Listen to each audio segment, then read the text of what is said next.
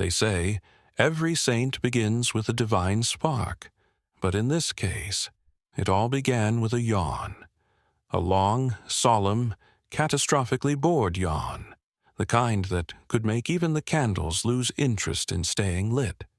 And so, on that dusty night, the kind that smells like old incense, damp wood, and the quiet disappointment of monks who have stopped expecting miracles, our soon-to-be protagonist, the man destined to become a saint entirely by accident, opened his eyes. Not out of enlightenment, not because of a heavenly call. He simply woke up by mistake. A spiritual faux pas, if you will. His name doesn't matter yet. You'll have plenty of time to pity him later. What matters is that he was religious only because he never found a convincing excuse to stop being religious. Or, perhaps, because the monastery was the only place where people mostly left him alone. Except, of course, when they urgently needed someone to sweep the cloister at dawn. Now, listen carefully. Because a question hangs over this first moment like a trembling candle in an absurdly large chapel. What happens when someone becomes a saint without wanting to? Is it an honor, a cosmic joke, a clerical error filed by a distracted angel? Or perhaps just another bureaucratic mishap in the divine office, where celestial interns stamp things without reading them? Our future saint had no idea, naturally. He could barely tell the difference between a prayer and a grocery list. And frankly, both required the same amount of enthusiasm from him. Almost none. The night moved quietly, like a monk trying not to disturb anyone's guilt, and the moon entered through the narrow dormitory window, illuminating floating particles of dust that acted as if they were ancient relics having a very slow parade. Everything looked peaceful. Everything seemed in its place. Everything was a bit too perfect, which in spiritual stories is almost always suspicious. And in that suspicious perfection, our story begins. The tale of the man who never wanted to be a saint. Yet somehow, due to divine irony and later algorithmic destiny, became a reluctant spiritual celebrity. But before you settle too deeply into your pillow, before you allow your eyes to get lazy and flutter shut, let me give you the traditional monastic warning, whispered with the elegance of a medieval librarian and the sarcasm of a priest who's had one crisis of faith too many. Before you settle in pretending this is just background noise, do the holy thing. Like the video and subscribe. Only if you feel called by the algorithmic divine, of course. After all, if ancient saints had access to notifications, the apocalypse might have been nothing more than an unread reminder. The story truly begins with silence.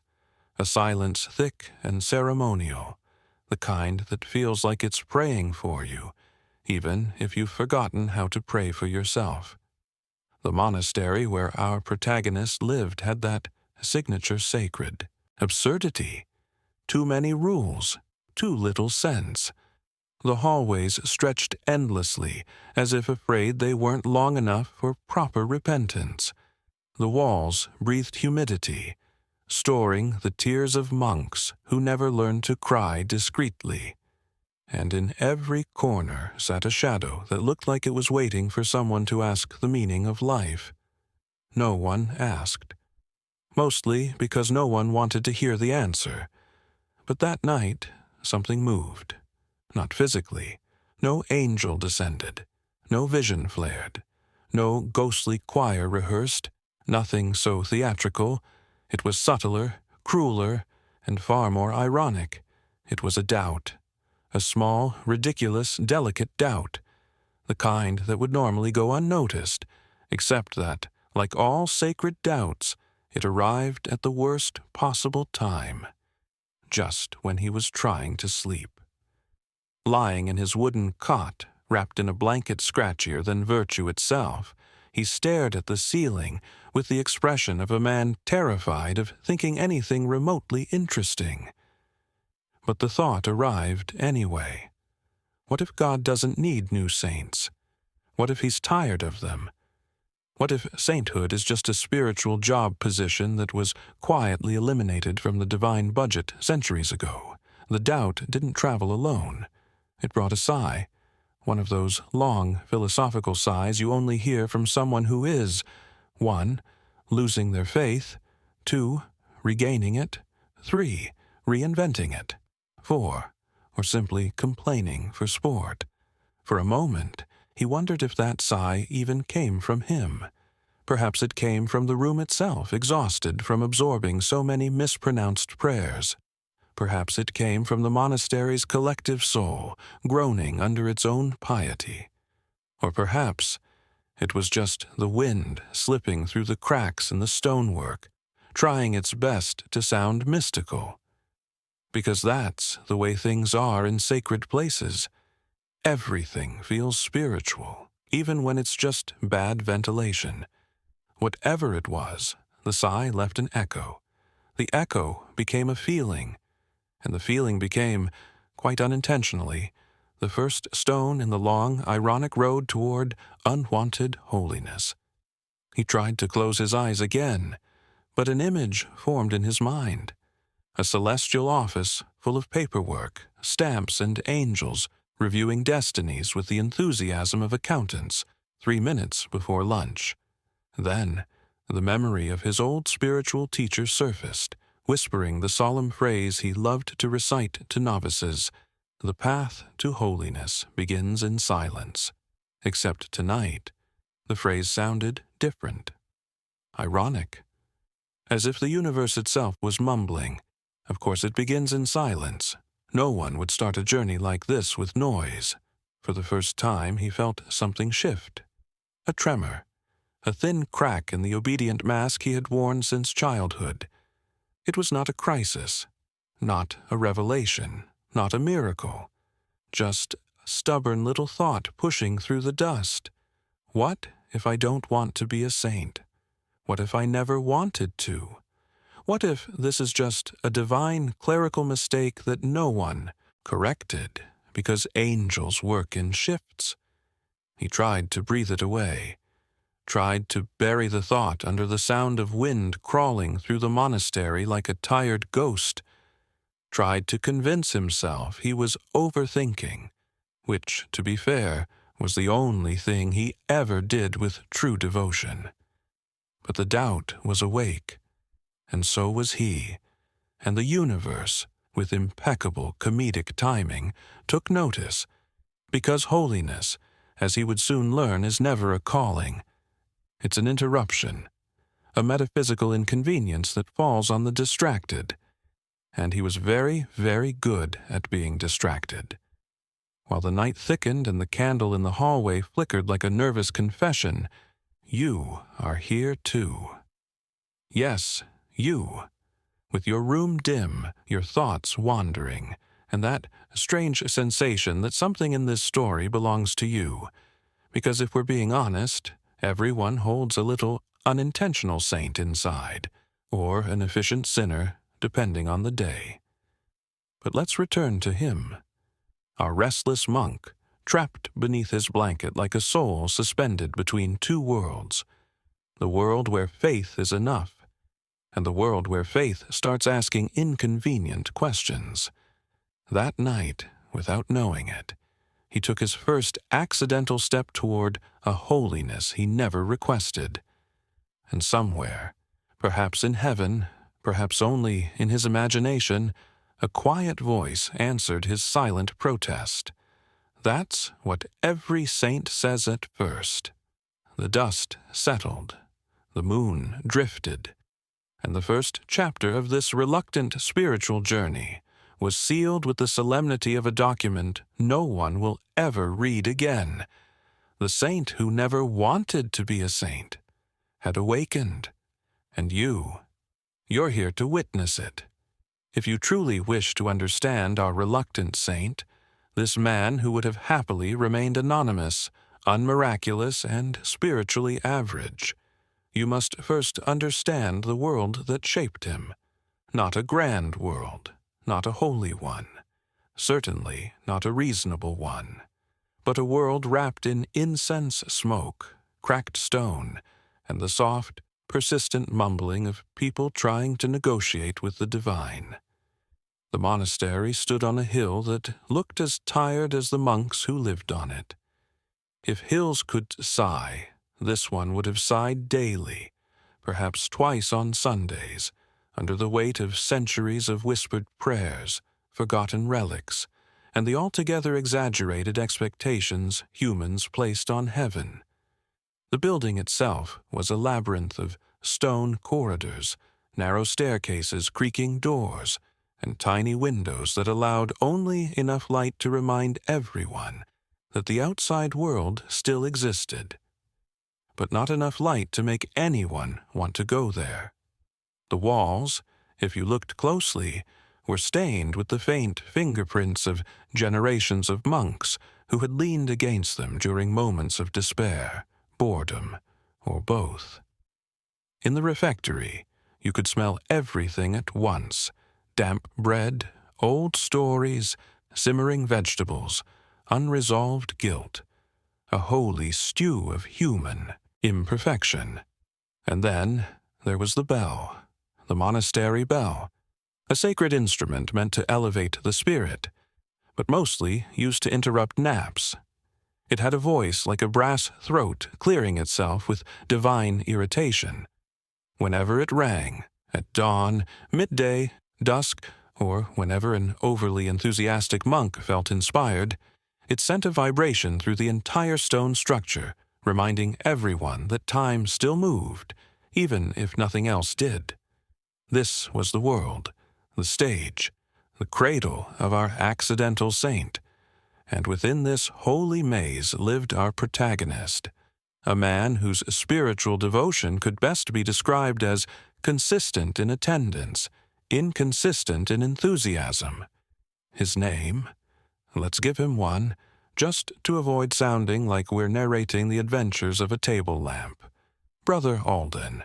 Olden, the man who prayed more out of habit than conviction, not because he doubted the divine, doubting requires energy, but because he simply drifted through rituals, like a leaf carried by a slow theological wind.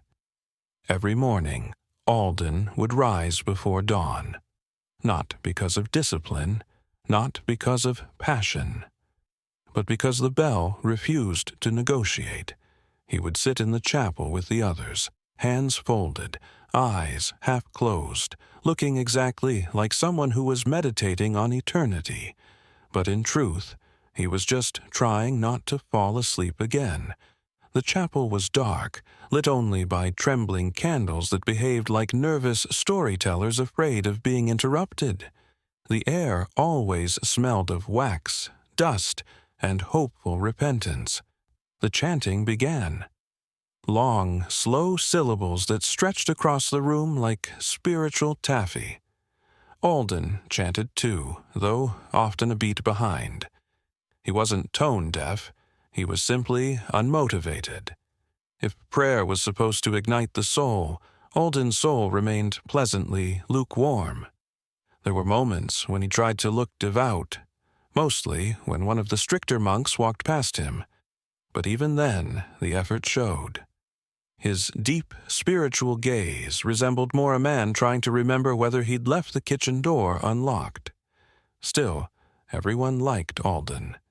He was quiet, helpful, unthreatening. The kind of man who would hold the door open for you even if it meant standing in the rain for 5 minutes. The kind of man who apologized when other people stepped on his foot. If sainthood were based on politeness alone, he might have qualified long ago. But in this monastery, politeness wasn't enough. Holiness was measured in discipline, in perfect rituals, immaculate obedience, unwavering devotion, and the ability to stay awake through late-night vigils. Alden struggled with all four. His room, for instance, looked exactly like the cell of a monk trying very hard to be orderly but failing in charming ways. His robe was folded but slightly crooked. His sandals were aligned, but one always tilted to the right. His prayer book had a pressed flower between its pages, not because he was sentimental, but because he accidentally closed the book on it 3 years ago and never bothered to remove it. Even the dust in his room seemed polite, settling quietly in corners, never overwhelming him, as if respecting his gentle mediocrity. But despite his unremarkable nature, Alden had a certain aura about him, not the glowing, saintly radiance one might expect. More like the soft, bewildered presence of someone who accidentally walked into the wrong room and decided to stay because leaving would be awkward. That, perhaps, was Alden's greatest spiritual strength. He meant no harm, wanted no recognition, and aspired to nothing except peace and a warm cup of broth. A dangerous combination, ironically, because the divine, or whatever force organizes cosmic irony, has a tendency to choose exactly the people who aren't seeking greatness. The monastery's daily rhythm was as predictable as a hymn: morning prayers, silent breakfast, sweeping the courtyard, copying manuscripts, prayers again, more copying, a brief lecture about humility delivered by someone who clearly lacked it, evening chants, sleep, or an attempt at sleep. Alden moved through these hours with the soft determination of someone who didn't quite understand the purpose, but accepted it anyway. His sweeping was slow, thoughtful, almost philosophical. Whenever he copied texts, he occasionally paused to stare at a single word for too long, wondering who had invented it and whether they were proud of it. During lectures, he nodded respectfully, even when the lessons contradicted what had been taught the week before, which they often did. Such contradictions were considered mysteries of faith. Alden privately considered them clerical confusion. His favorite part of the day was the quiet hour after sunset. The courtyard would fill with long shadows, and the wind would brush against the stones like a tired pilgrim resting its head. The sky would darken, and the monastery would glow softly with candlelight, like a lantern refusing to admit it was almost empty. Alden loved that hour because no one expected anything from him. No chanting, no rules, no sweeping, just the simple, silent companionship of the fading day. Sometimes he would sit on the old stone bench beneath the elm tree and watch the stars appear. The monks often said the stars were the eyes of saints watching over them. Alden disagreed, quietly. He thought the stars looked more like tiny holes poked into the ceiling of the universe, perhaps by a bored angel with a pin. And through those holes, a great, unknowable darkness watched back. Funny, isn't it? How his mind naturally drifted toward mystical metaphors, despite not feeling particularly mystical himself. Another gentle irony, an ironic seed the universe had planted long before he realized it. Inside the monastery, the air was always filled with some kind of sound. Footsteps echoing down stone halls, whispered prayers, pages turning, the soft clink of bowls, the occasional monk coughing dramatically to remind everyone he still existed. But Alden's favorite sound, though he'd never admit it, was the simple rustle of dust settling. It was like listening to time practice its breathing. He lived in a world built of rituals and reverence, a world that claimed certainty but lived in confusion, a world where monks could debate for hours whether the divine preferred saffron candles or plain beeswax. Yet no one could agree on when, exactly, the fast ended on holy days. Alden fit into this environment the way a pebble fits into a river, quiet, unnoticed, gently smoothed by years of spiritual erosion. And yet, in every great story, especially the ironic ones, the most ordinary soul is often the most combustible. He just didn't know it yet.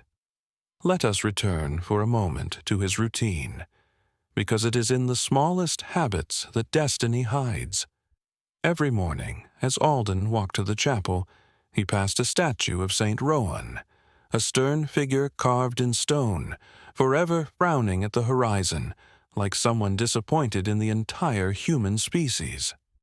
Alden greeted the statue daily with a polite bow, not out of devotion, but out of social anxiety. He bowed to everyone, even large rocks that vaguely resembled people. Every afternoon he helped Brother Hagen in the scriptorium. Hagen was a man who took pride in correcting other people's handwriting, particularly Alden's. Alden always thanked him for the feedback, even when it contradicted yesterday's feedback. Every evening he whispered a short prayer before sleeping.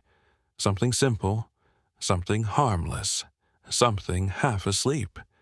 And yet, for the last few nights, something in that prayer felt off. Not incorrect, not sacrilegious, just slightly misaligned, like a candle burning at an angle. Alden didn't like thinking about this feeling. He preferred uncomplicated thoughts, like whether the bread at breakfast would be soft today, or whether the elm tree liked having him sit under it. But the feeling persisted, softly, quietly, like a shadow politely knocking on a door it hadn't decided whether to enter. You see, doubt never arrives like thunder. It arrives like dust. And Alden, living in a world made of dust, had been breathing it for years. The other monks saw Alden as harmless, gentle, reliably confused, but in a sweet way. Some of them even admired him, believing his quiet demeanor was a sign of deep spiritual humility. They were wrong. It wasn't humility. Alden simply didn't have the energy for pride. A few believed he might someday rise to spiritual greatness. Brother Rowan once said, "There is a softness in him that God could easily shape." Alden didn't hear this compliment. He was too busy wondering why the monastery cats didn't like him. But as all stories, especially spiritual ones, must begin somewhere, this one begins here, with a kind, sleepy man living in a stone maze, drifting through rituals, quietly, collecting dust on his soul. A man utterly unprepared for what fate, or divine mischief, had planned. A man who would soon learn that the world he lived in was not as silent as he thought, and that even the gentlest life can be interrupted by a whisper, a mistake, or a cosmic joke. Before we follow Alden into the unraveling, we must take a quiet walk through the landscape of his earlier faith. The faith he held before doubt slid under his door like an uninvited draft. It was not the radiant, blazing kind of faith the old saints bragged about in their autobiographies. No visions, no ecstasies, no moments of divine thunder striking him in the chest.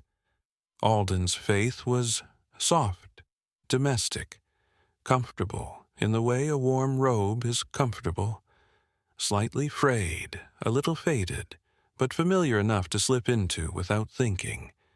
He believed in God the way one believes in the existence of distant relatives, vaguely, politely, and with minimal emotional investment.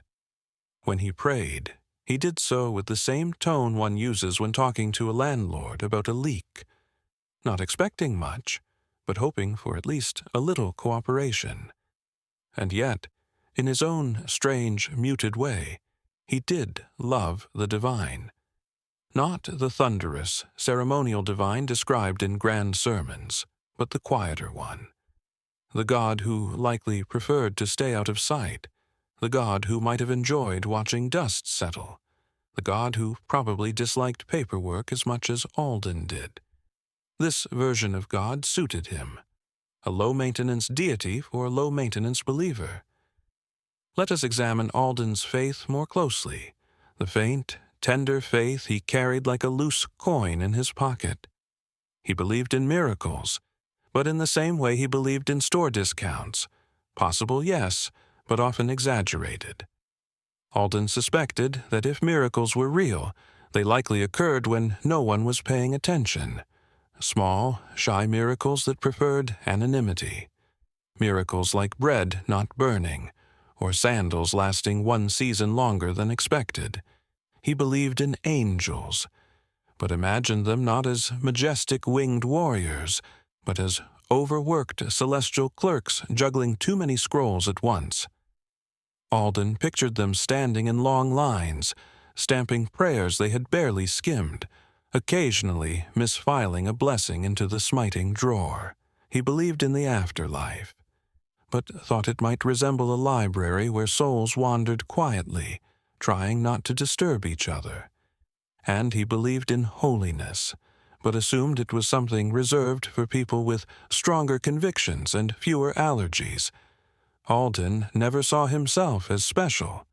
He viewed himself as spiritually average, maybe even spiritually underseasoned, but he found comfort in small rituals, lighting a candle with steady hands, tracing the grain of old wood during silent prayer, listening to rain tapping against the stone roof like a slow, patient monologue from heaven. He believed God existed. He simply wasn't entirely sure God was paying attention, and he didn't blame him for that. Still, there were moments, brief flickers buried among the sameness of monastic days, in which Alden felt something warm stirring in him. Not rapture, not revelation, just warmth, like the glow of a candle right before it gutters out. During those moments, he'd stare toward the altar, watching the smoke from the incense curl upward in soft spirals, as if delivering secrets to a ceiling too humble to keep them. He'd listen to the chanting around him, the sound rising and falling like waves against a shore worn smooth by centuries. He'd smell wax, dust, old wood, unspoken hopes. And sometimes, only sometimes, he felt a presence. A soft one that didn't demand anything from him, didn't scold him for dozing off during psalms, didn't question his mediocre devotion. A presence that simply sat with him. Alden never spoke about these moments. They were too fragile, too delicate, like moths that would crumble to dust if handled roughly. But these wordless experiences shaped him more than he realized.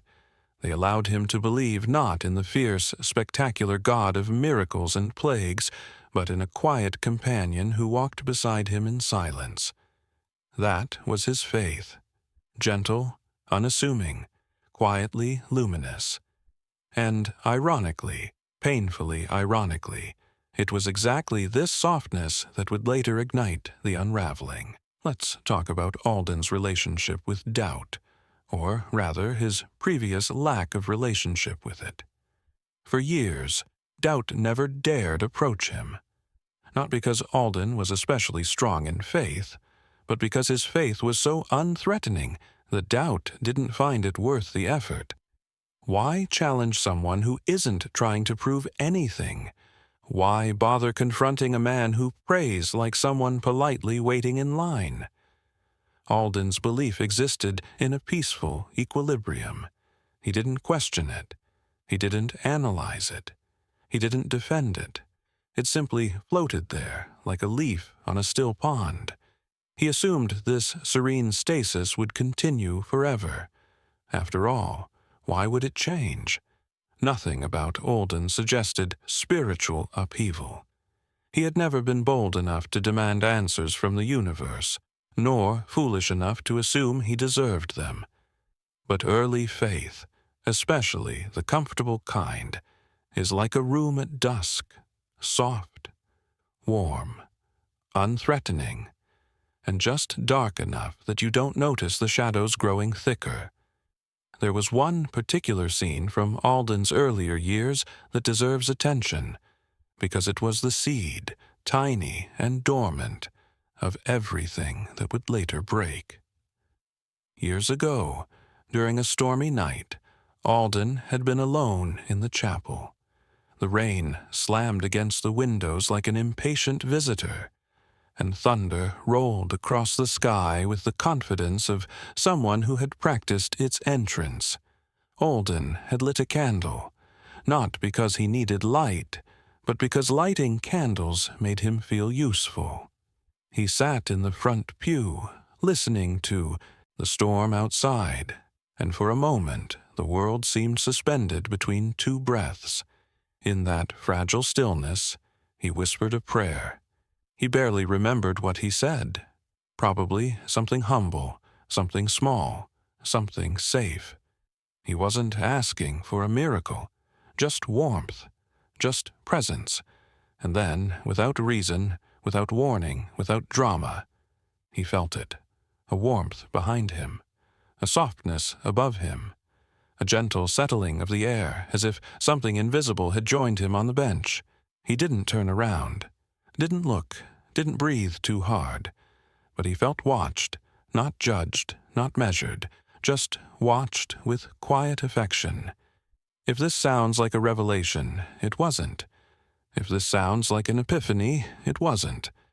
It was more like someone placing a warm hand near your shoulder without touching you. A kind gesture from a shy universe. Alden never told a soul. He wasn't even sure it had truly happened. But that night lodged itself in him like a tiny ember, one he didn't consciously guard, but didn't allow to die either. This ember would later confuse him deeply, because when faith breaks, the memory of warmth becomes the sharpest blade. For now, understand this.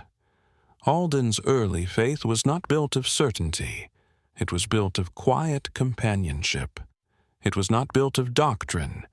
It was built of stillness. It was not built of courage. It was built of comfort. He didn't fear losing faith because he never believed he possessed a strong enough faith to lose. He thought himself simple, ordinary, unthreatening to heaven and hell alike. But spiritual stories, especially the ironic ones, do not begin with roaring believers. They begin with quiet ones, unsuspecting ones, ones so gentle that the universe can't resist giving them a little nudge, just to see what happens. And Alden, poor Alden, was precisely the kind of soul destiny enjoyed nudging, a man with just enough faith to feel loss, and just enough softness to break beautifully. If doubt were a storm, it would announce itself with thunder. If doubt were a thief, it would sneak through the window at night. But doubt, real doubt, the kind that rearranges the architecture of the soul, has far more patience and far better manners. It begins as something tiny, an itch, a whisper, a question that walks into your mind without knocking, sits in the corner, and quietly watches you pretend everything is fine. For Alden, the seed of doubt did not fall from the heavens with prophetic force. It did not arrive wrapped in fire or divine music. It arrived in the most unceremonious of ways, during an afternoon conversation about carrots.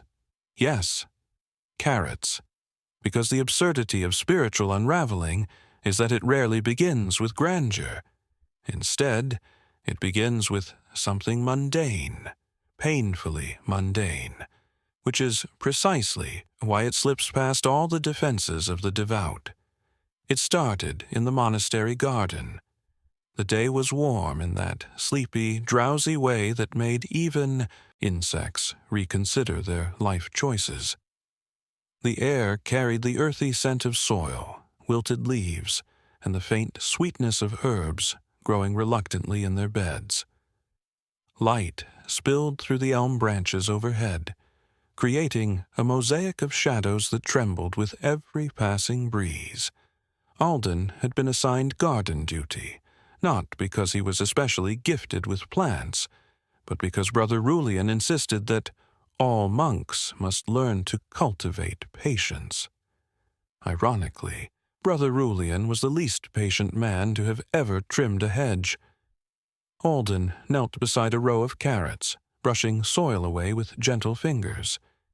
He didn't mind the work. The earth was quiet, and so were the carrots. Neither demanded anything from him. Both were excellent company. Then came Brother Tomas. Now, Tomas was known for many things: his booming voice, his dramatic size, and his uncanny ability to misunderstand spiritual teachings in the most spectacular ways. Tomas approached carrying a bundle of wilted greens, wearing the expression of a man wrestling with profound theological questions. He sat beside Alden with an exaggerated groan. "Brother Alden," Tomas began, as though preparing to deliver a prophecy, "I have concluded something troubling." Alden braced himself. Tomas's conclusions had a history of being creative. "What troubles you?" Alden asked gently. Thomas lifted a carrot, a crooked, unimpressive carrot, and stared at it with grave disappointment. "I believe," Thomas said solemnly, "that God is displeased with our carrots." Alden blinked. "Our carrots?" "Yes," Thomas declared, turning the vegetable as though examining evidence in a divine crime scene. "Look at this. Bent, undisciplined, a rebellious root." Alden stared at the carrot. It looked perfectly normal, a carrot being a carrot. But Thomas continued with apocalyptic seriousness. "In Scripture," he said, "the righteous are compared to fruitful vines and strong trees, never crooked carrots. Don't you think that means something?" Alden bit the inside of his cheek to prevent laughter, a rare, dangerous emotion in Tomas's presence.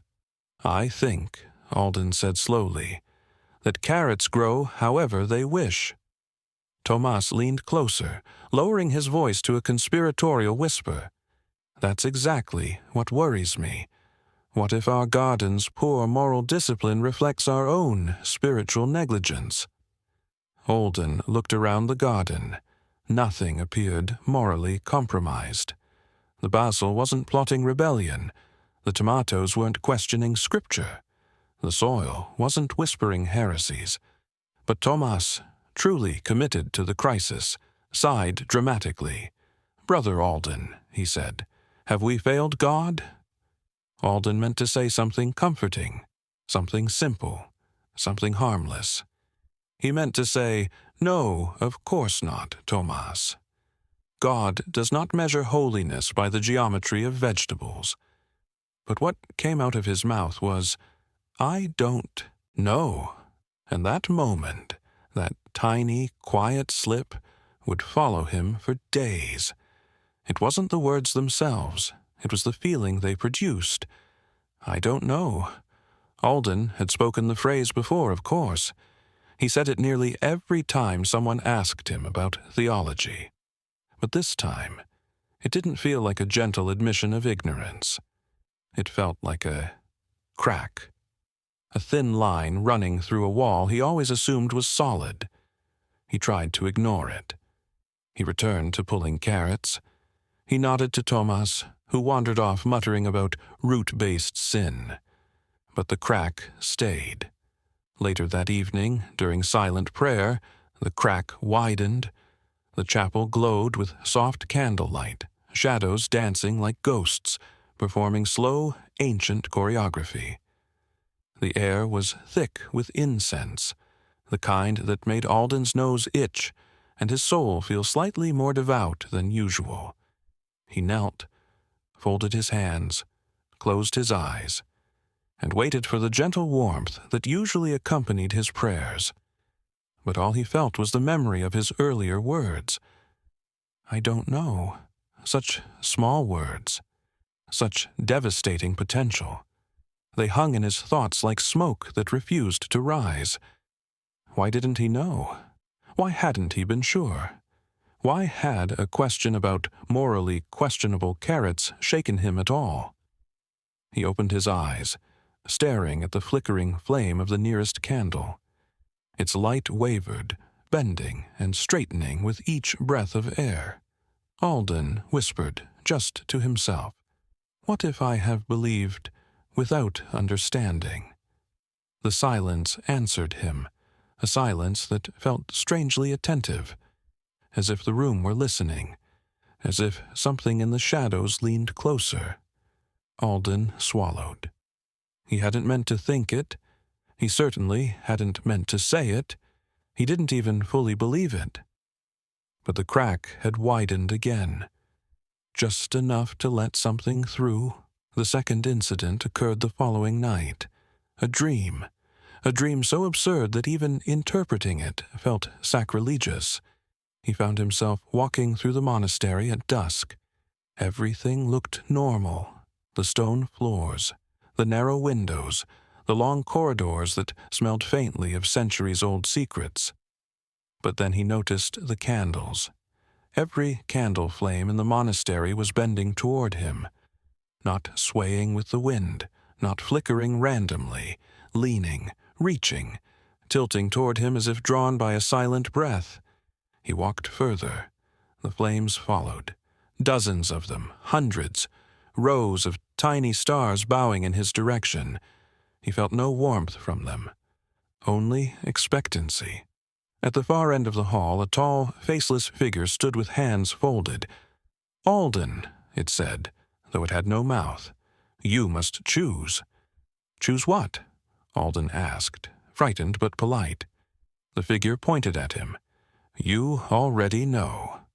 Alden opened his mouth to protest, to explain that he rarely knew anything, but the candles suddenly straightened, snapping to attention like soldiers awaiting a command.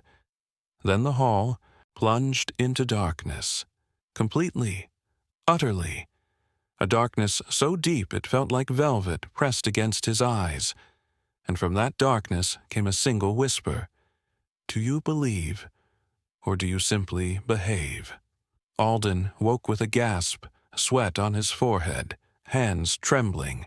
He sat upright, heart thudding like a monk banging the chapel gong out of rhythm. It was just a dream.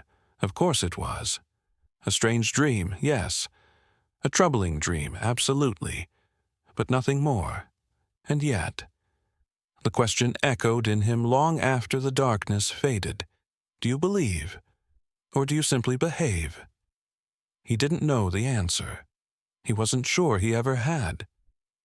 Then came the third incident, the one that sealed the seed of doubt in his chest. A conversation with the oldest monk in the monastery, Brother Malchus, a man so ancient he seemed carved rather than born. Malchus sat alone in the courtyard, staring at nothing, which was his preferred hobby.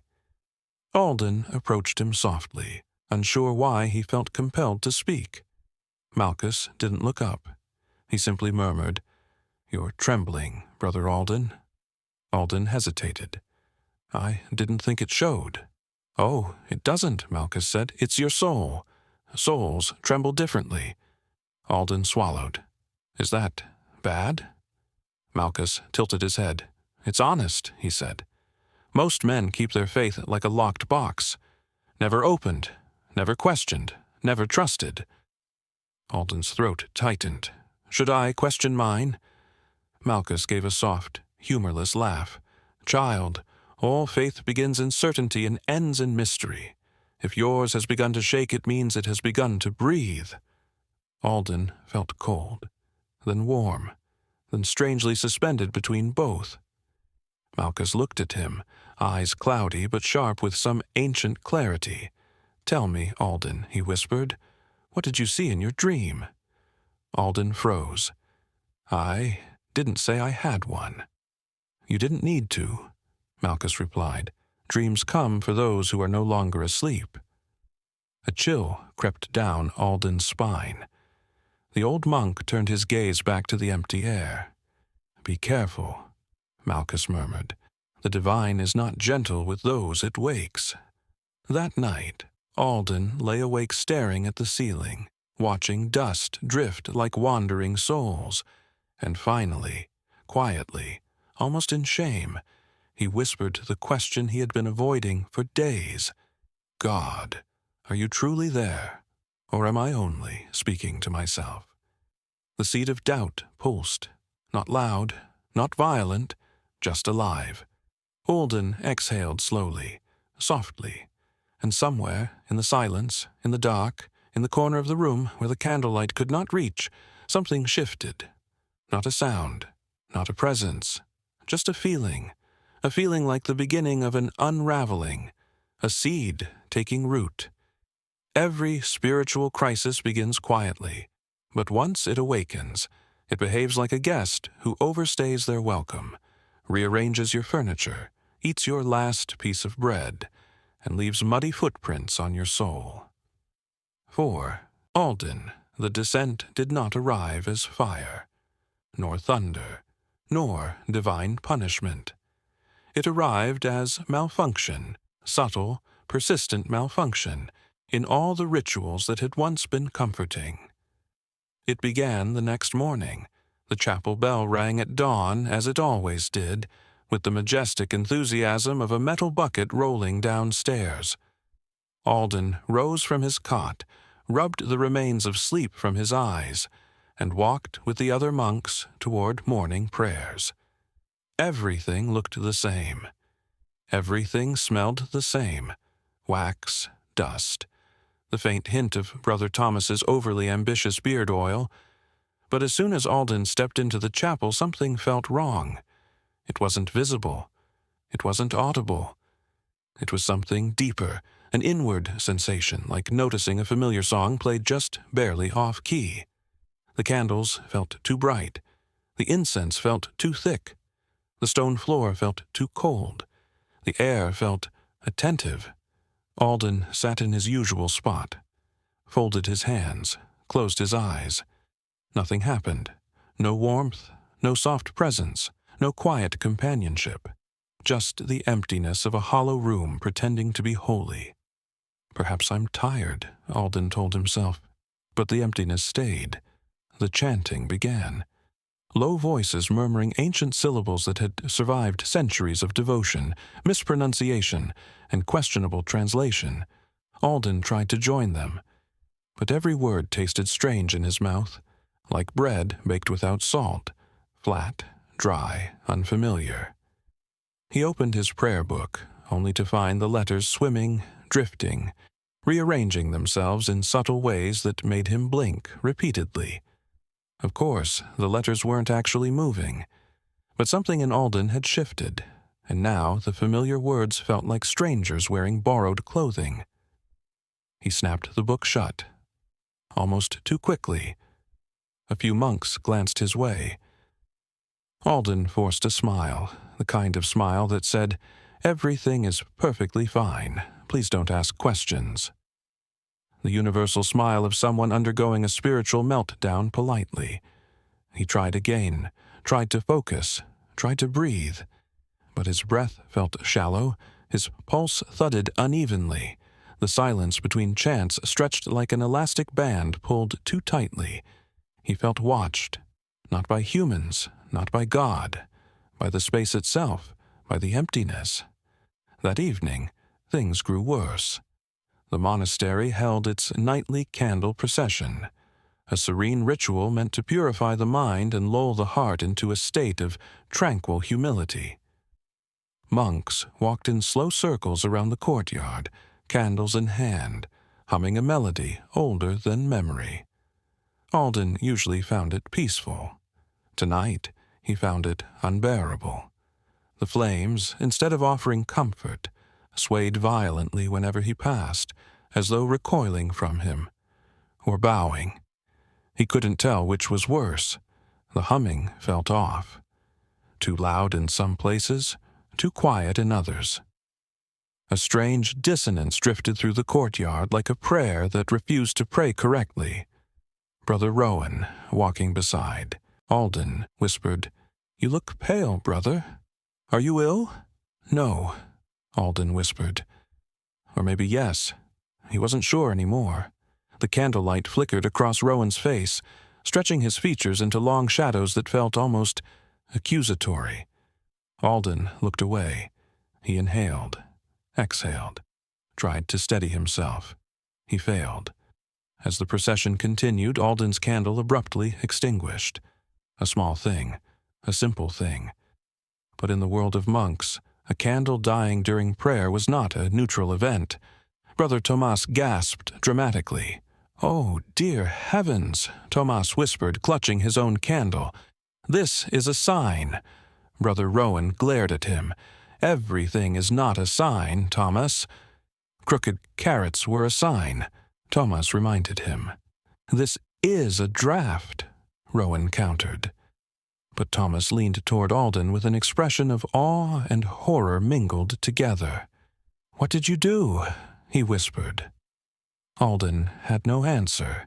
He relit the candle with trembling hands, ignoring the way the flame sputtered as though reluctant to cooperate. The procession ended, but Alden's unease did not. The next morning brought another failure. The monastery maintained a simple tradition. Before breakfast, a monk would read a passage from the sacred texts. Alden was chosen that day, which usually didn't bother him. But when he stepped up to the podium, opened the heavy book, and looked down at the inked lines, he couldn't read them, not because the words weren't there, but because they felt dead, flat, lifeless, devoid of meaning. He read anyway. His voice echoed weakly through the chapel, but the words felt like ashes rolling off his tongue. He stumbled on a simple phrase, a verse he had recited thousands of times, and the sound of his mistake echoed louder than the actual reading. Brother Malchus, ancient as fossilized wood, lifted his head. Rowan frowned. Thomas gasped. Someone in the back muttered, "Ominous." Alden forced himself to keep reading, but inside he felt the quickening beat of panic, a quiet storm spreading beneath the calm facade. He closed the book, bowed, and stepped back. His vision blurred. His chest tightened. He needed air. He needed quiet. He needed something he could no longer name. He escaped to the courtyard, or perhaps the courtyard absorbed him. The air outside was cold enough to sting, but Alden welcomed the sensation. At least it meant he could still feel something. He sat beneath the elm tree, his usual place, his sanctuary. But even here, things were wrong. The shadows felt too still, the breeze too curious, the world too aware. He whispered, "What is happening to me?" The elm tree offered no answer. It merely shed a single leaf, which spiraled downward and landed in Alden's lap with insulting elegance. Alden stared at the leaf.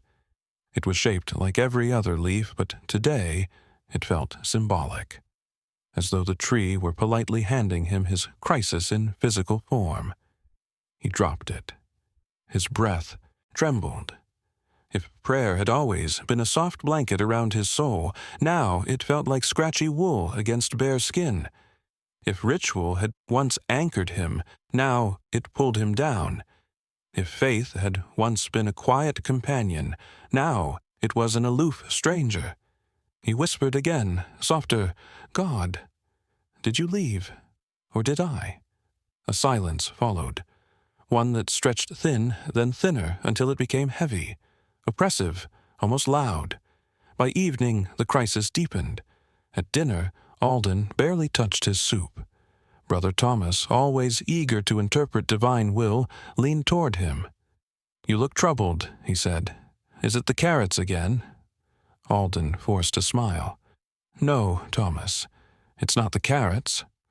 Thomas nodded gravely. "That's what the carrots would want you to think."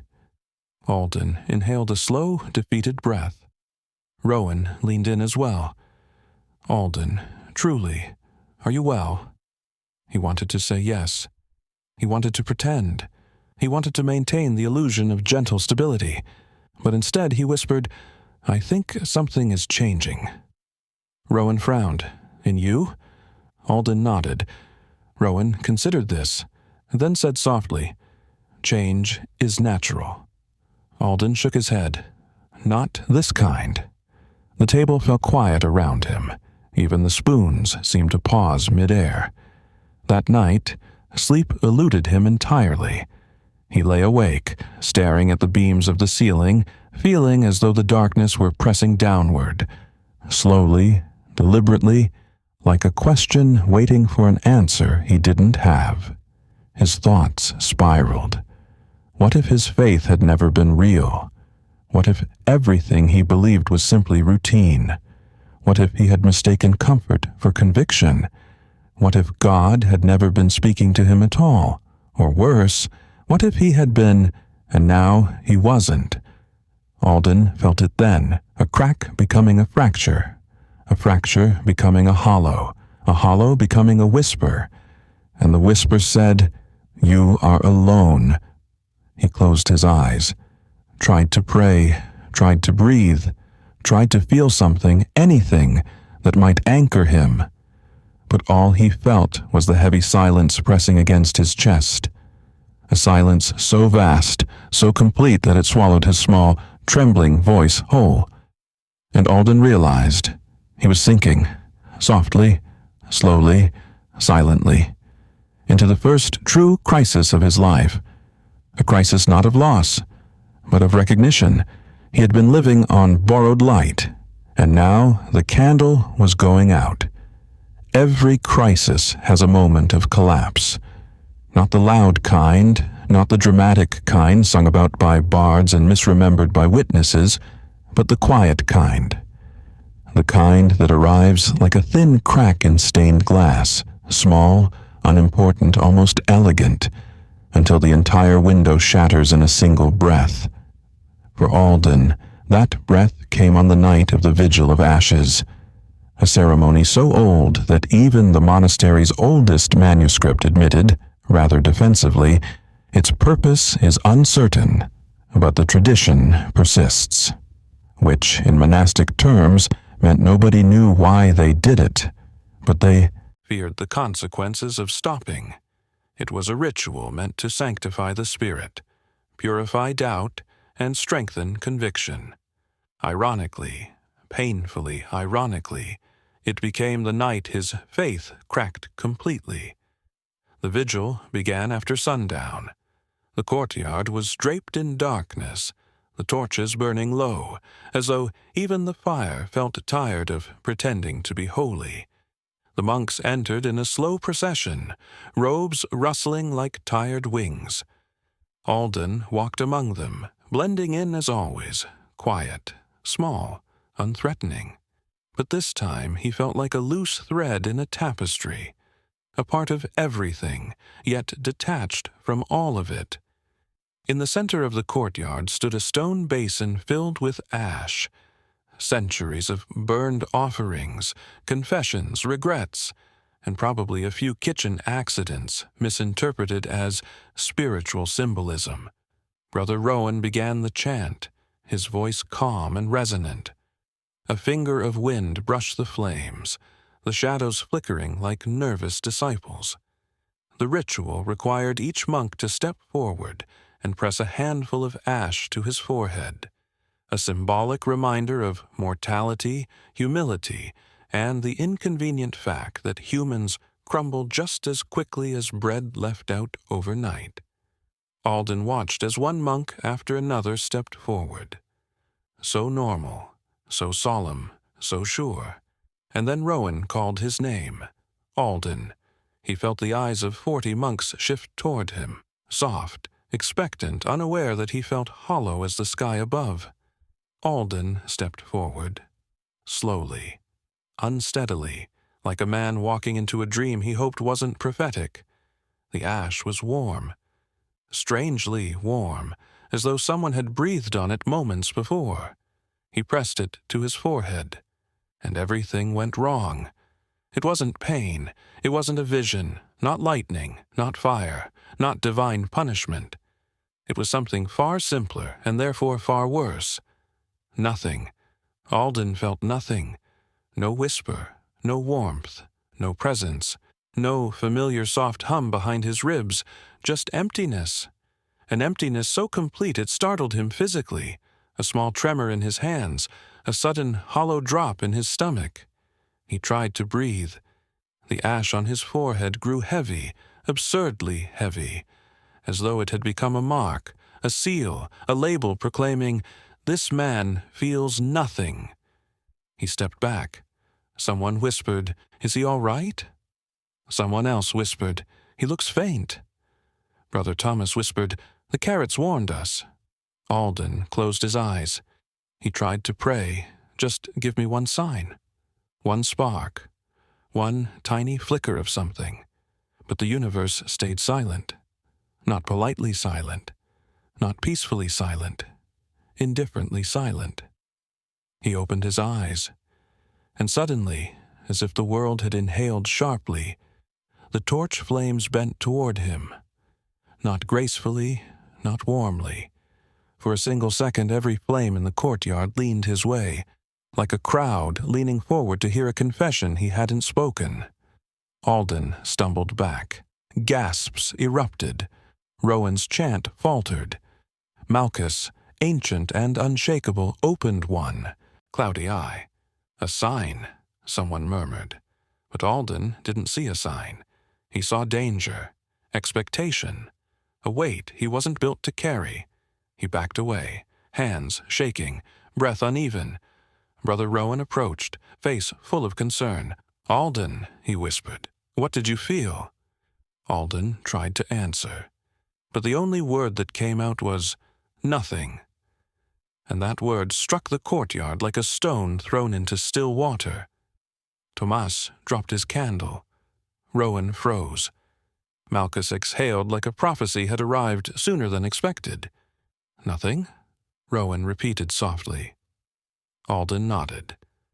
And with that simple nod, that tiny, accidental confession, the first fracture became a break. He fled. Not dramatically, not heroically. Just quickly enough that the monks exchanged glances and muttered prayers, meant to sound helpful, but mostly sounded panicked. Alden stumbled into the dark hallway, pressing his back to the cold stone. He felt dizzy, untethered, as though someone had loosened the gravity around him. "What is wrong with me?" he whispered. No answer.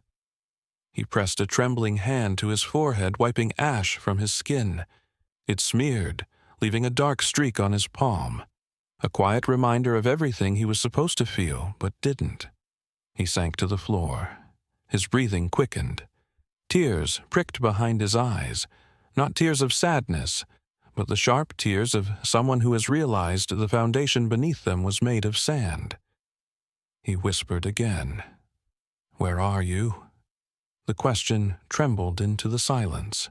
No warmth, no whisper, no gentle presence sitting beside him. Only the cold corridor and the distant echo of monks chanting a ritual he no longer felt part of. The absence pressed on him like a heavy hand. Alden felt something inside him snap. Softly, cleanly, like the breaking of a small thread holding a much larger tapestry together. And then, finally, the tears came. Slow, quiet. The kind a person cries when they've just discovered their soul has been misplaced. He didn't sleep that night. Instead, he wandered, through hallways lit by trembling candlelight, past rooms filled with soft breathing of monks lost in peaceful dreams, into the empty chapel where shadows stretched like forgotten prayers. He sat in the last pew. He tried to pray again. Nothing. He tried to breathe deeply. Nothing. He tried to feel anything at all. Nothing. And then, in that hollow, exhausted stillness, a sound broke the silence. A single, sharp crack.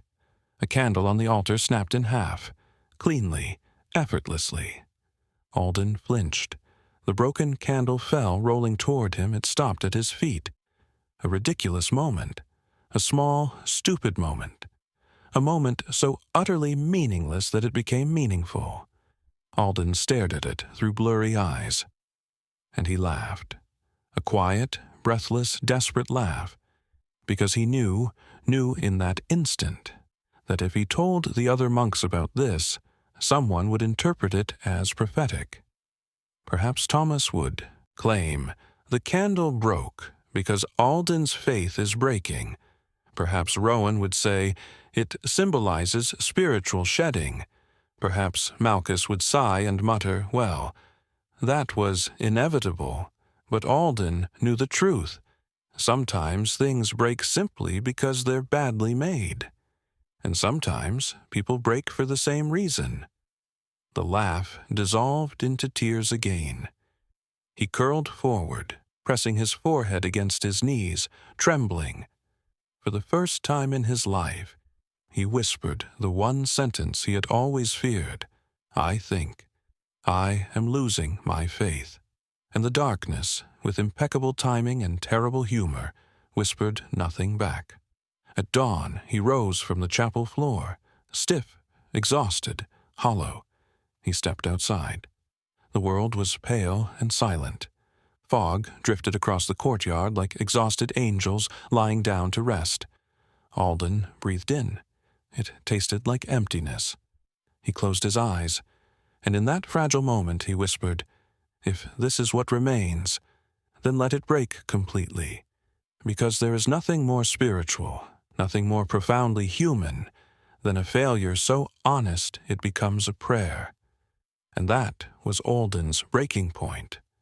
The moment the last thread snapped, the moment his soul, finally freed of its comfortable illusions, began falling, not into darkness, but into truth, or madness, or holiness. The difference, as Alden would soon learn, is terribly thin. After a soul breaks, there is no thunder, no collapse, no dramatic shattering of stained glass or divine reprimand echoing across the heavens. There is only silence, a thick, velvet, unsettling silence, the kind that settles on the world like dust over an unused altar. Alden entered this silence as though stepping into a room he didn't remember building. It followed him everywhere. In the chapel, in the courtyard, in the refectory, in the shadowed hallways where candlelight trembled as if reconsidering its commitment to illumination. It was not a peaceful silence, nor was it violent. It was a knowing silence, one that raised questions simply by existing. The morning after the vigil of ashes, Alden moved like a ghost wearing borrowed robes, his steps slow, his breath thin, his eyes unfocused, as if the world had blurred itself in self-defense. Brother Rowan noticed first. He approached Alden during chores, voice gentle and cautious, the tone one uses with someone who may or may not be emotionally combustible. "You didn't return to your room last night." Alden nodded vaguely. "Are you ill?" Alden considered this. "No," he said. Then, after a pause that stretched almost uncomfortably long, "Not physically." Rowan hesitated, searching Alden's face. "You look emptied." Alden almost smiled.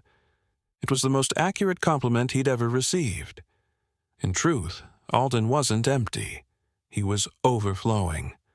Overflowing with absence, overflowing with unanswered questions, overflowing with the strange, suffocating awareness that something inside him had changed permanently. But what exactly had shifted was still unrecognizable. This is the true cruelty of a spiritual crisis. Not the breaking, but the stillness afterward. The stillness in which the self discovers it must now exist without the structure it once believed in. Alden swept the courtyard reflexively, the broom brushing fallen leaves in soft, repetitive strokes. Each stroke sounded like a sigh. Each leaf seemed to say, "We fall, and then what?" And Alden didn't have the strength to argue with leaves today. Brother Thomas approached next, carrying a basket of herbs and an expression so solemn he might as well have been attending his own funeral. "Alden," Thomas whispered, as though fear itself might overhear, "is it true?" Alden blinked. Is what true?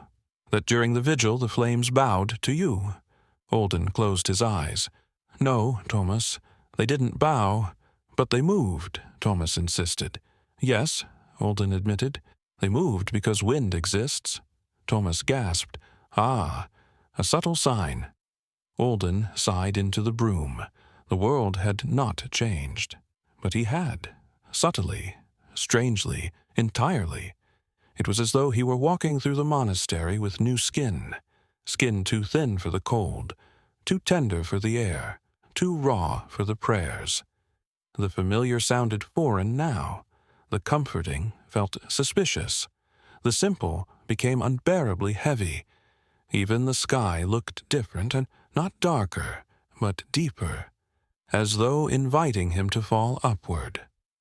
During afternoon prayer, Alden sat at the back of the chapel, where shadows gathered like shy spirits lingering for warmth. The monks chanted, their voices weaving a tapestry of devotion that should have wrapped him gently, but the tapestry slipped through his fingers. Alden did not chant. He did not attempt to chant.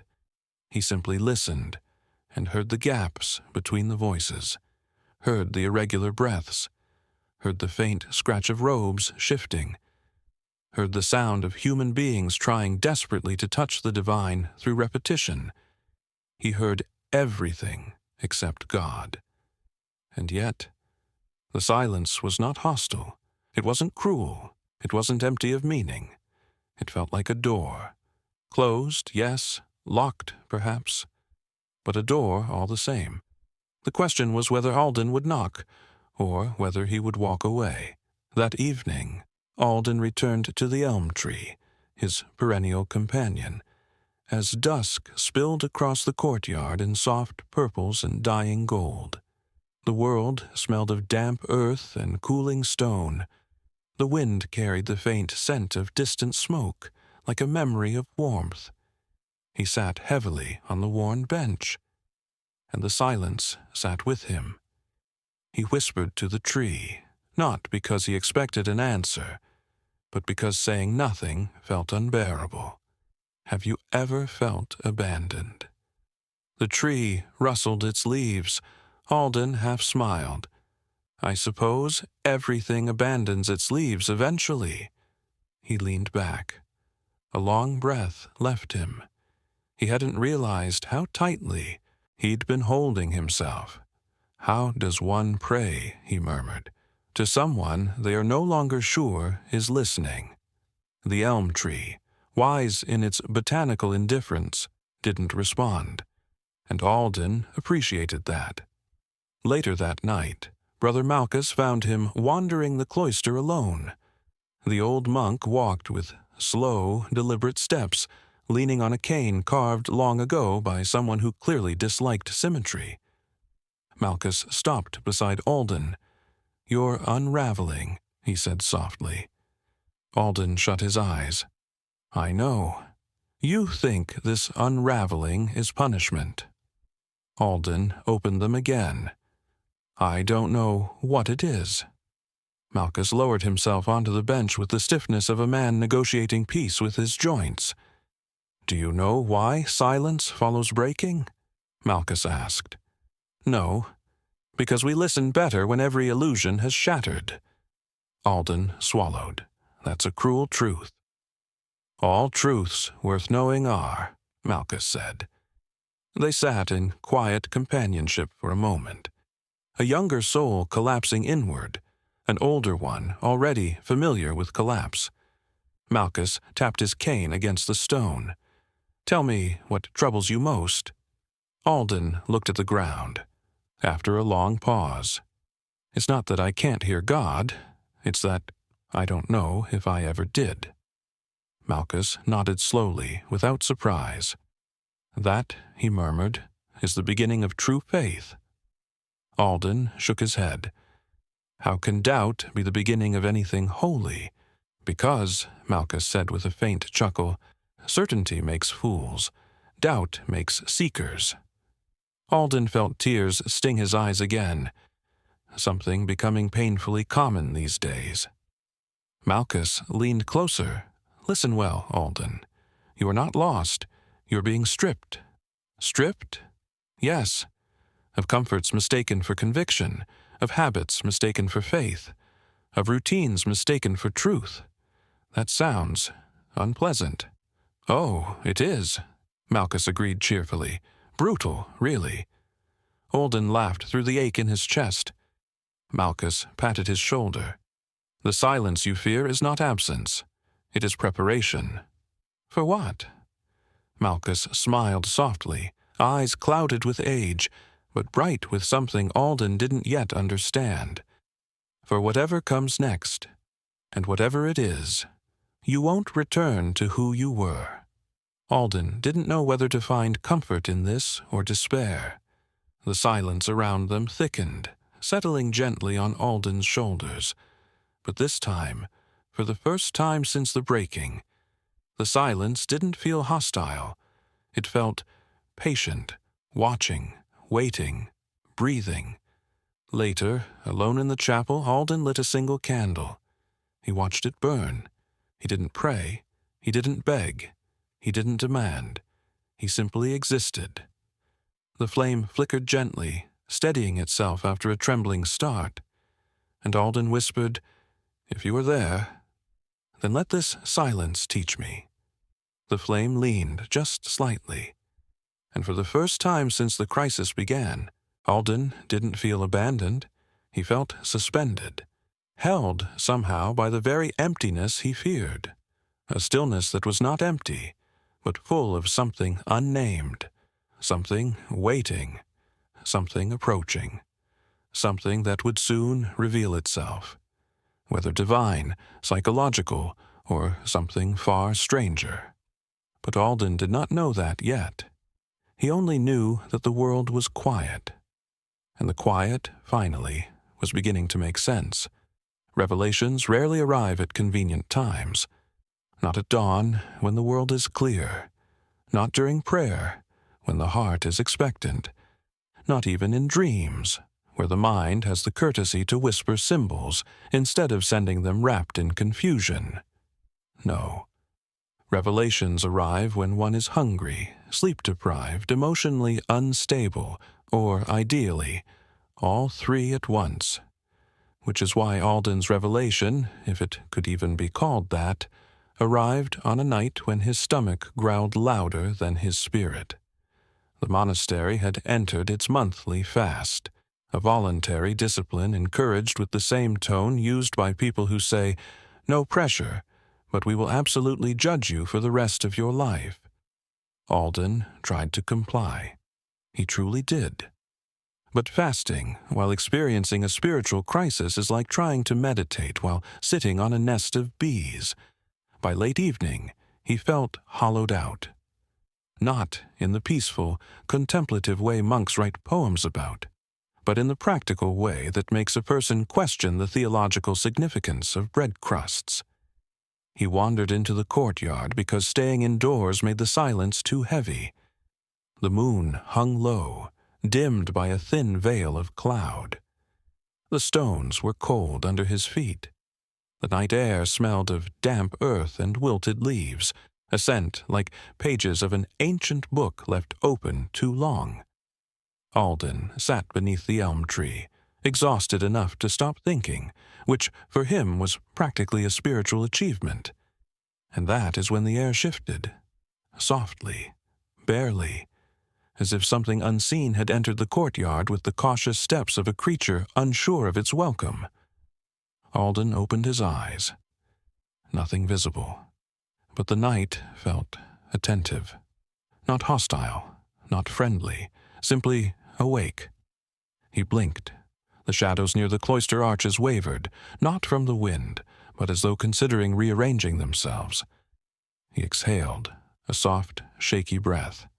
"Not tonight," he murmured. "Please, I'm too tired to interpret anything." The shadows did not respond, which was honestly worse. He rubbed his face with both hands, part prayer, part exhaustion, part attempt to push the world back into sense. But when he lowered his hands, something caught his eye. A single candle, sitting on the ground near the center of the courtyard, unlit. and very much not there earlier. Alden stared at it. It stared back, as much as a candle without a flame can stare. He rose slowly, cautiously, in the universal posture of a man approaching an object that may or may not be a spiritual metaphor. He knelt beside it. The candle was simple, plain, ordinary, no symbols, no carvings, nothing to distinguish it from the dozens of candles used inside the chapel every day, except for one detail. Its wick looked freshly burned. Alden frowned. "Who left you here?" The candle, unsurprisingly, did not answer, but Alden felt something. A faint hum beneath the quiet, a soft tension in the air, like the world had leaned in to listen. He hesitated. Then, with trembling fingers, he reached for the candle. The moment he touched it, the wick glowed, a soft ember, a thin thread of light. Then a small flame blossomed, quiet and steady, without spark, without friction, without cause. Alden's breath caught. He nearly dropped the candle, but the flame did not flicker. It held, calm, warm, unreasonable. His voice came out as a whisper. "Oh, no!" Because of course this would happen. After days of silence, after breaking, after emptiness, the world decided to speak through a candle that lit itself like a shy miracle. Alden looked around the courtyard as if expecting someone, anyone, to emerge and explain the situation. Nothing. Only the night, and the flame, and the increasing suspicion that he was either blessed, hallucinating, or dangerously hungry. He stood, holding the candle in both hands. The flame grew, but only slightly, just enough to cast a soft gold circle at his feet. Nothing divine, nothing dramatic, just ambiguous. Alden whispered into the quiet, "Is this you?" The flame swayed, perhaps in response, perhaps because of the breeze. He squinted. He waited. Silence. "Are you trying to tell me something?" The flame leaned again.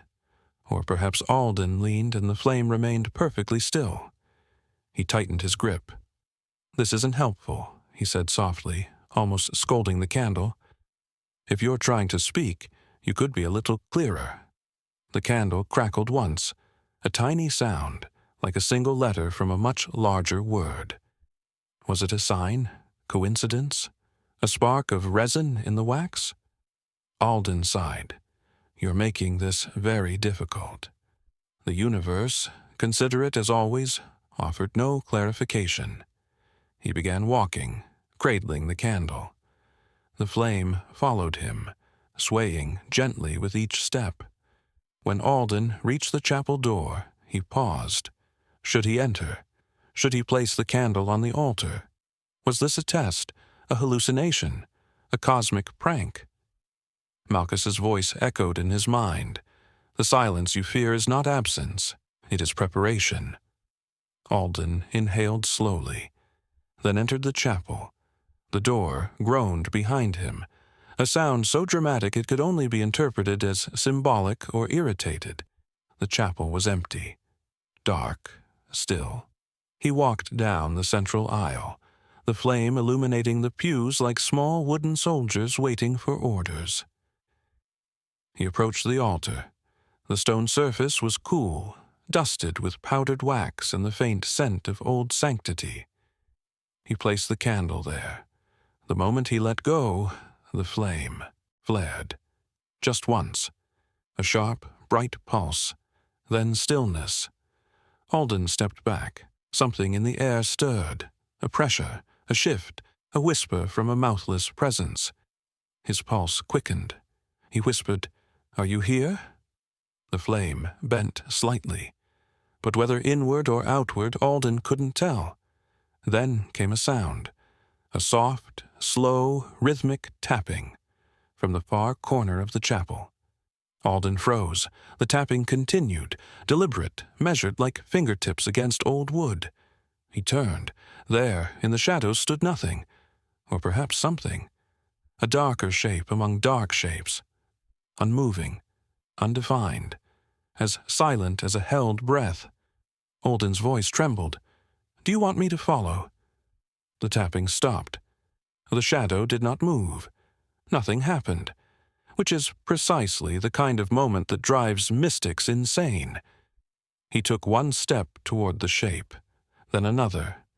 The candle flame behind him fluttered, as though warning him, or encouraging him, or simply reacting to his poor decision-making.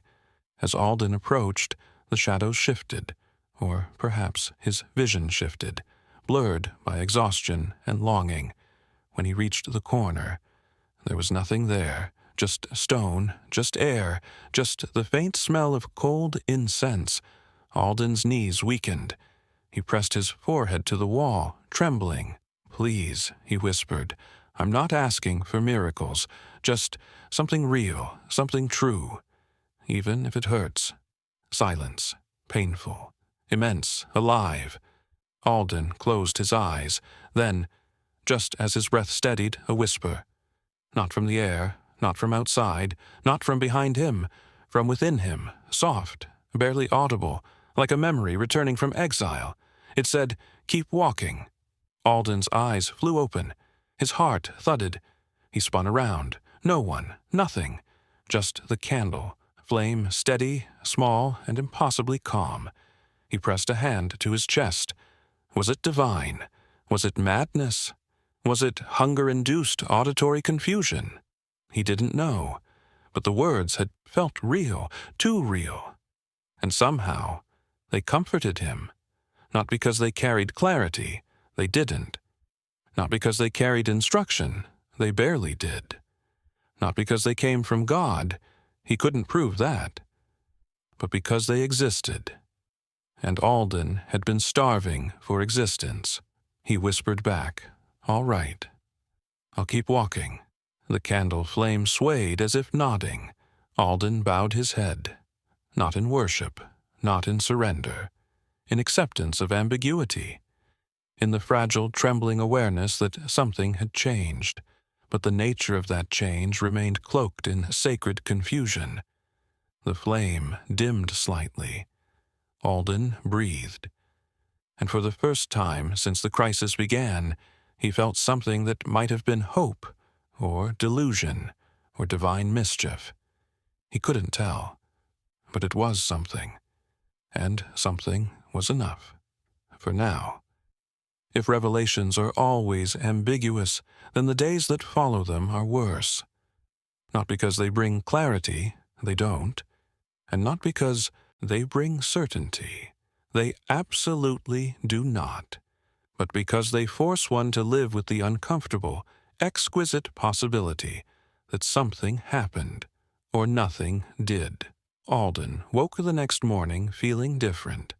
Not better, not worse, just different, like a man who had slept on a strange pillow and wasn't entirely sure whether he disliked it or was secretly growing fond of it.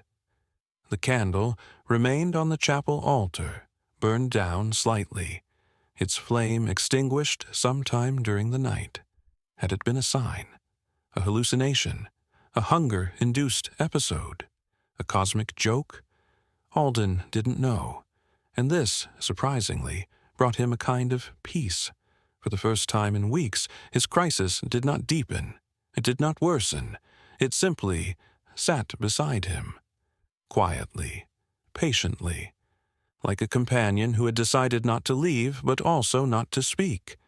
If certainty is a sharp blade, then ambiguity is a soft cloth, one that wraps around the soul, comforting and smothering at the same time. Alden walked through the monastery in a state between waking and dreaming. The halls seemed different. The candles burned differently. The prayers sounded deeper, though he suspected that was only because he was finally listening with broken ears. He didn't chant anymore. He didn't force belief. But he didn't push it away either. He simply existed, which, ironically, made him look more devout than ever. Brother Thomas was the first to notice the change. He approached Alden after breakfast with an expression of awe, usually reserved for relics or very large vegetables. "You seem illuminated," Thomas whispered. Alden nearly choked on his water. "I'm not illuminated," he said quickly, but Thomas nodded, deeply unconvinced. "There's a glow about you, a quiet radiance, a mysterious shadow, a sacred aura." He narrowed his eyes. "Unless that's exhaustion." "It's exhaustion," Alden insisted. Thomas ignored him. "I shall pray for you," he declared, puffing out his chest. "Please don't," Alden murmured. But Thomas was already gone, likely preparing a dramatic misinterpretation of Alden's facial expression. Then Rowan approached. Unlike Thomas, Rowan's observations were grounded in reality most of the time. "You're calmer," Rowan said. Alden nodded. "I think I am." "Did something happen?" Alden hesitated. Yes, something had happened. But how did one explain a candle that lit itself, a shadow that may have existed, and a voice that spoke from inside his ribcage? He finally said, "Something small." Rowan studied him. Small things are often the beginning of large things. Alden considered this. "I'm not ready for large things." Rowan smiled sadly. "No one ever is." By midday, rumors had spread. Some monks whispered that Alden had received a divine sign. Others whispered he had encountered a spirit. A few whispered he had been visited by an angel, or the devil, or a hallucination brought on by insufficient soup. Alden stopped trying to correct anyone. After all, he didn't know the truth himself.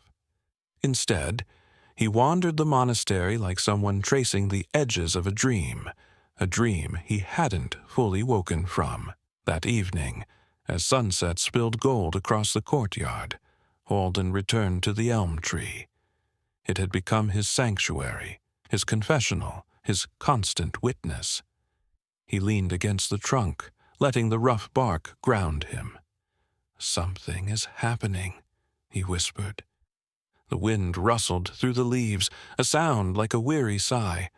Alden continued, "I don't know if it's divine or madness or just me changing."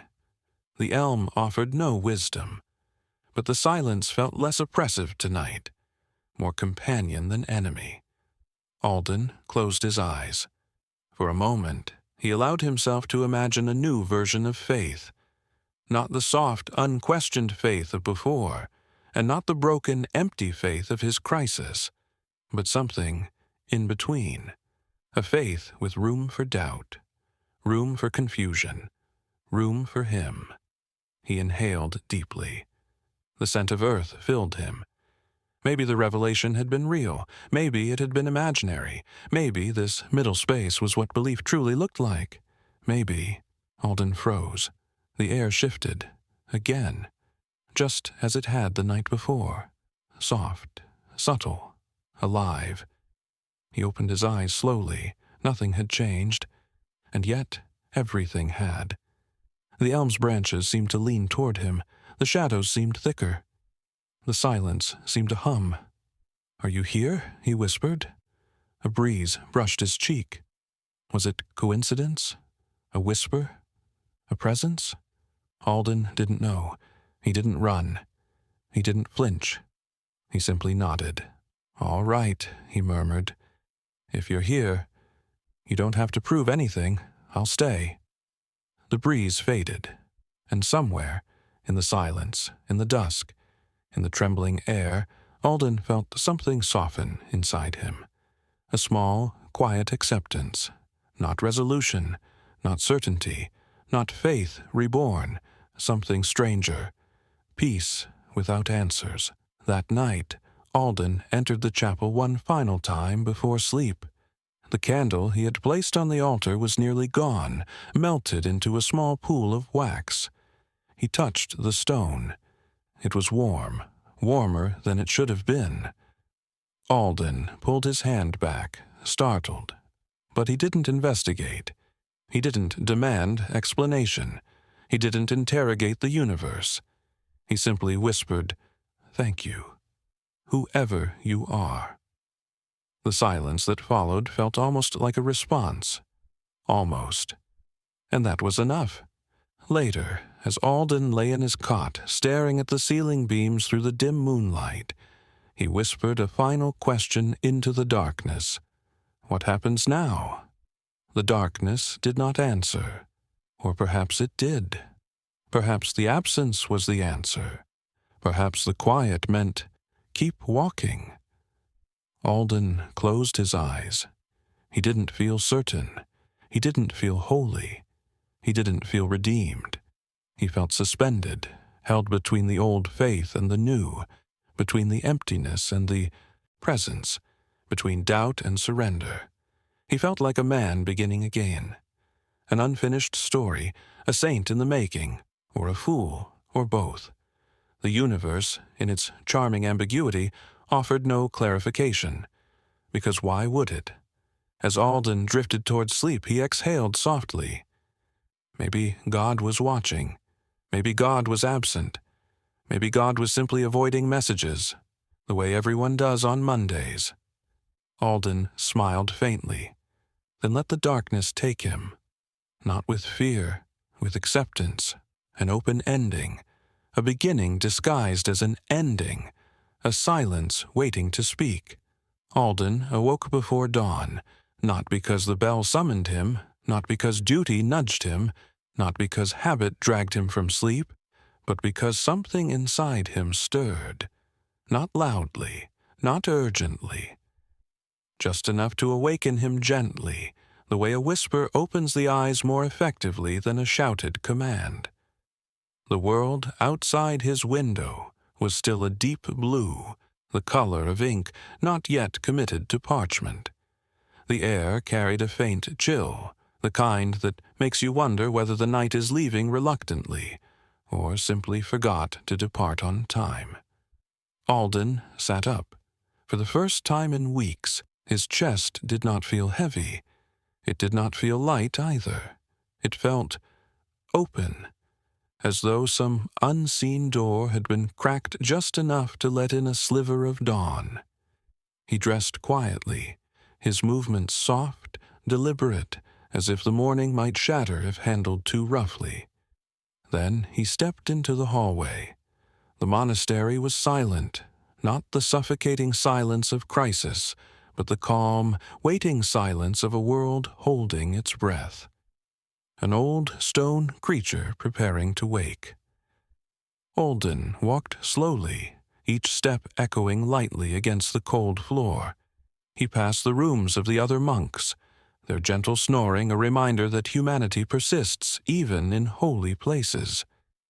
He passed the refectory, its long wooden tables sitting empty, like pews waiting for prayers made of breadcrumbs. He passed the scriptorium, where ink pots slept, and half-written words dreamed of becoming scripture some day. And finally, he reached the chapel. The door groaned softly as he pushed it open. Inside, the darkness was not oppressive. It was soft, layered, like velvet folded around a jewel. Alden inhaled deeply. The scent of last night's incense lingered in the air, ancient, smoky, familiar. He walked forward, toward the altar where the candle had burned the night before. Only a small puddle of wax remained.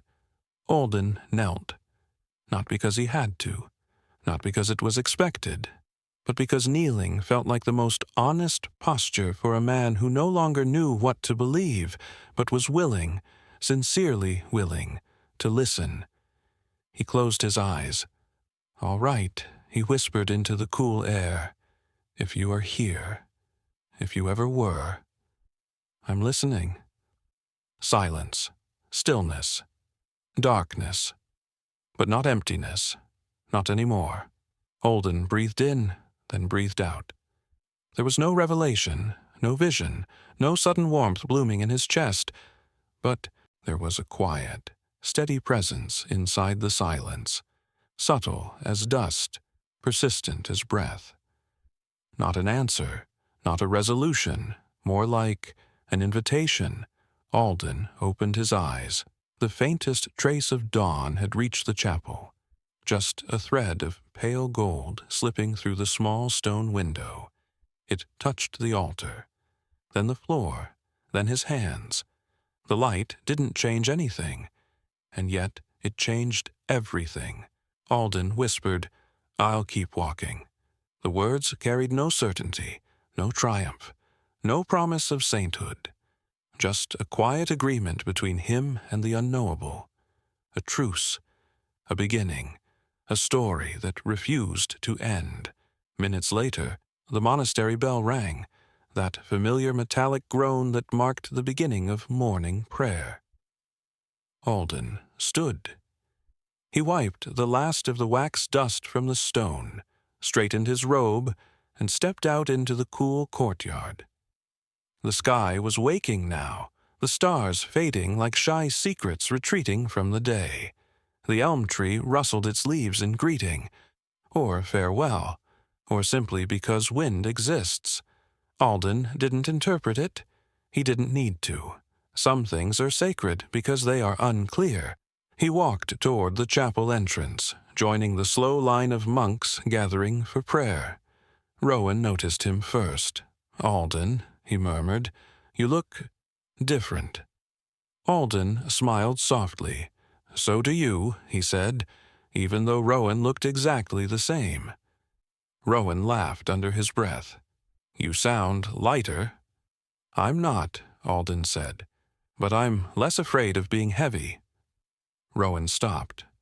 That unexpected wisdom hung in the air between them like warm smoke. Then Rowan bowed his head, a gesture of respect rarely offered so simply. Inside the chapel, as the monks took their places, Alden sat in the last row again. Not out of fear, not out of habit, but because he wanted to see everything at once, every flicker of candle flame, every shadow dancing on stone, every quiet movement of men seeking the divine with trembling hands. He listened as the first chant began, the voices rising like smoke, thin but persistent, fragile but committed. And for the first time since his crisis began, Alden didn't feel outside of it. He didn't feel swallowed by it. He felt beside it, a companion to his own confusion, a friend to his own uncertainty, a seeker who had stopped demanding and started watching. The chant swelled, the candles bowed, and Alden breathed, slow, steady, like the world itself was finally breathing with him. The morning light grew stronger. The shadows shrank. The silence thickened into something pleasant, like a blanket with weight but not pressure. Alden closed his eyes, not to pray, not to listen, not to understand, just to rest. Because some journeys don't end in epiphany, some stories do not resolve, some truths do not reveal themselves, and some saints, especially the reluctant ones, begin not with certainty, but with surrender to the unknown. Alden was one of those, not a saint. Not yet. Perhaps not ever. But something had awakened in him, or been dismantled, or rearranged. Whatever it was, it felt like a beginning disguised as an ending. He opened his eyes again. The chapel glowed with early light. He smiled. A small smile, a quiet smile, a smile carved from surrender and softened by hope. And the world, in its own mysterious way, seemed to smile back. And now you, sitting here in the soft dark, listening to the restless quiet of this story, you feel that tug inside you, the same one Alden felt, the one that whispers, "Keep walking." Because some nights bring sleep, some nights bring questions, and some nights, like this one, bring stories that refuse to leave quietly. So if this tale kept you awake a little longer tonight, or nudged something quiet inside your chest, then, in the gently ironic tradition of this candle-lit monastery, if this story kept you awake a little longer tonight, Subscribe to Religious Night Stories, where faith never sleeps, even if you do.